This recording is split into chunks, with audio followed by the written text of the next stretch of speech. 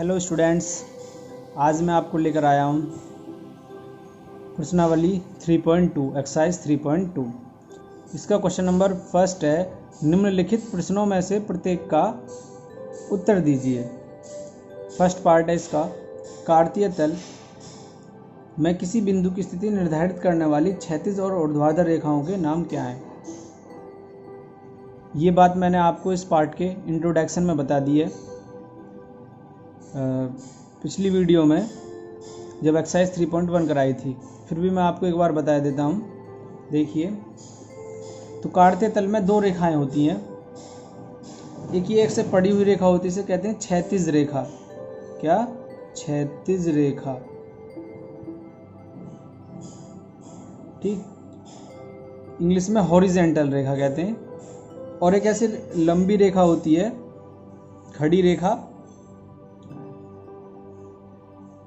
इसे वाई अक्ष कहा जाता है और इसे ऊर्ध्वाधर रेखा कहते हैं। ऊर्ध्वाधर रेखा।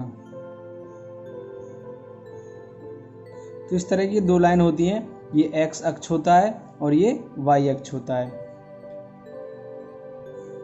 अब क्वेश्चन नंबर सेकंड है, इन दो रेखाओं से बने तल के प्रत्येक भाग के नाम बताइए। एक तो ये हो गया।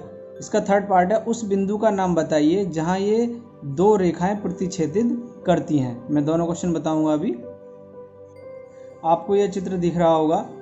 यह चित्र मैंने एक्सरसाइज 3.1 में बनाया था।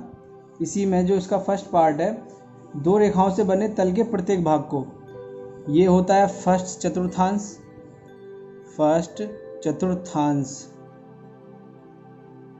ठीक, बता दिया था मैंने। ये सेकंड चतुर्थांश, ये थर्ड और ये फोर्थ। तो कुल मिला के इसमें चार होते हैं, चार भाग होते हैं।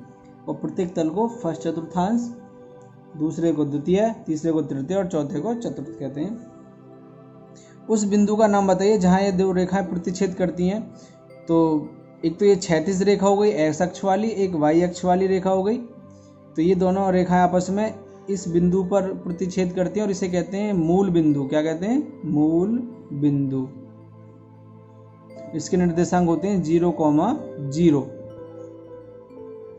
अगला क्वेश्चन नंबर सेकंड, आकृति 3.14।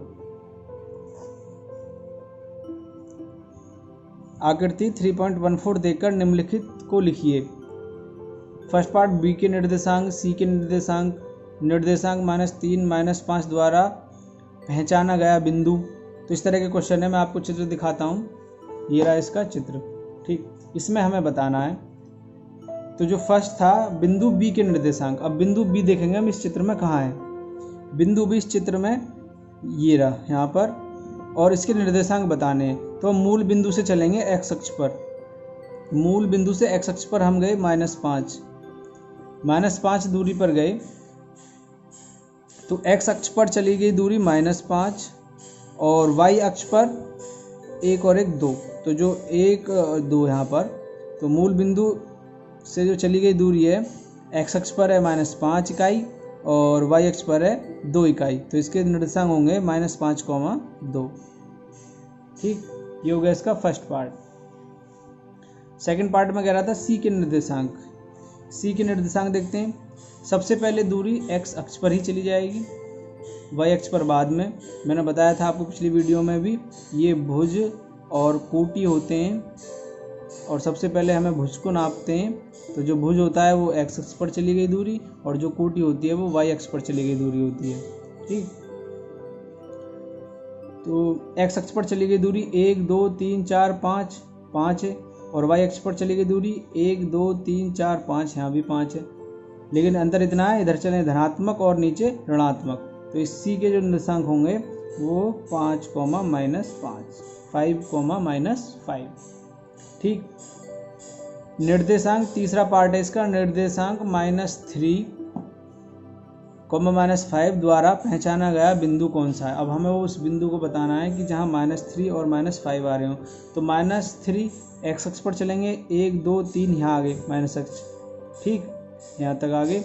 उसके बाद -5, 1 2 3 4 5 -5। तो ये तो बिंदु ई ये वाला जो बिंदु ई है ये -3 और -5 के द्वारा पहचाना जाएगा।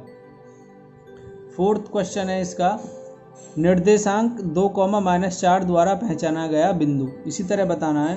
तो निर्देशांक 2, 4, अब 2 कहाँ है, प्लस है 2, प्लस एक्स अक्ष पर चलेंगे यानी मूल बिंदु से दाईं तरफ चलेंगे, 1 और 2 यहाँ आगे, ठीक, और 2, -4, -4 कहाँ होगा, नीचे होगा, 1 2 3 4, तो ये बिंदु जी, जो बिंदु जी है ये 2, -4 द्वारा पहचाना जाएगा। ठीक, अब इसका है डी का भुज बताना है। फिफ्थ पार्ट है डी का भुज। डी का भुज, भुज मैंने बता दिया, भुज किसी भी बिंदु पर चली गई एक्स दूरी होती है, एक्स अक्ष पर चली गई दूरी होती है। तो डी बिंदु देखेंगे, डी बिंदु ये रहा, और इसका भुज बताएंगे तो 1 2 3 4 5 6, तो इसका जो भुज होगा वो होगा 6। बिंदु भी बता देता हूँ मैं, ऊपर चली गई वाई अक्ष पर दूरी है 1 और 1 2, तो इसका 6,2 यानी, और कोटि कितनी आई, 2, कोटि 2। ठीक, बिंदु एच की कोटि बतानी है हमें, बिंदु एच की कोटि। 6 क्वेश्चन में बिंदु एच देखते हैं कहाँ पर है, बिंदु एच ये रहा, बिंदु एच की कोटि बतानी है। कोटि का मतलब है वाई के निर्देशांक बताने हैं, तो वाई के निर्देशांक होंगे ये 1 2 3, तो इसके निर्देशांक होंगे -3। तो बिंदु एच पर जो कोटि है इसकी जो कोटि होगी ये होगी -3। बिंदु एल के निर्देशांक बताने हैं क्वेश्चन नंबर 7 में। तो एल कहाँ है, एल देखेंगे ये रहा, वाई अक्ष पर एल है। एक और बात बता दूं, अगर कोई बिंदु किसी अक्ष पर होता है, ठीक, तो दूसरे अक्ष के निर्देशांक हमेशा 0 होंगे। जैसे कि ये बिंदु एल वाई अक्ष पर है, तो एक्स अक्ष के निर्देशांक इस बिंदु पर 0 होंगे। हमें एल के बताने हैं, तो एक्स अक्ष के 0 हुए और वाई अक्ष पर 1 2 3 4 5, तो 0,5 किसके निर्देशांक हुए, बिंदु एल के। ठीक, बिंदु एम के निर्देशांक, लास्ट क्वेश्चन है, बिंदु एम के निर्देशांक बताने हैं। बिंदु एम के जो निर्देशांक हैं, बिंदु एम देखते हैं कहाँ, ये रहा बिंदु एम, और बिंदु एम के निकालेंगे। बिंदु एम है एक्स अक्ष पर, तो जब एक्स अक्ष पर है तो सीधी सी बात है वाई 0 होगा, अभी मैंने बताया। तो वाई के निर्देशांक 0 लिख लो, एक्स के लिख लें 1 2 3 यानी -3, -3,0 बिंदु एम के निर्देशांक होंगे। इस तरह से ये पूरा काटते तले।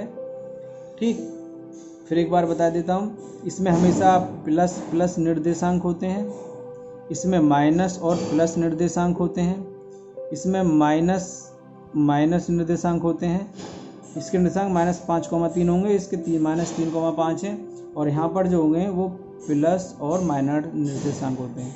चतुर्थांश में प्लस और माइनस निर्देशांक होते हैं। ठीक, थैंक यू फॉर वॉचिंग।